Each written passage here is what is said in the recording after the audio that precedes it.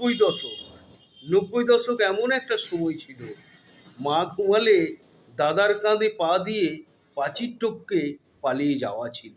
বিকেল 4টে বাজলে মাঠ ভর্তি ছেলে ছিল, আর পাস করলে মামার বাড়ি, আর ভালো রেজাল্টে সাইকেল ছিল।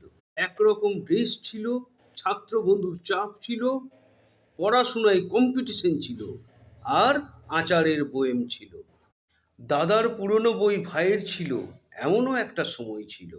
দুই ভাইয়ের তুমুল ঝগড়া, কিন্তু মা মারলে দাদা বাঁচাতো, উল্টে নিজেই মার খেত, এমনও একটা সময় ছিল। লোডশেডিংয়ে কুপি ছিল, কেরোসিনের গন্ধ ছিল, আকাশ কুসুম ভাবনা ছিল। বাথরুমেতে বোর্ড ছিল, কাটাকুটি খেলা ছিল, আর টেস্ট পেপারে টেস্ট ছিল। ওই গুঁড়ো দুধের নেশা ছিল, এমনও একটা সময় ছিল। কেস জুতোর চক ছিল, স্কুলের ব্যাগটা ভারী ছিল, আর বেতের বাড়ির জ্বালা ছিল। বাড়ি ফেরার তাড়া ছিল, কৃষ্ণচূড়ায় ওঠা ছিল, পুকুরেতে ঝাঁপ ছিল।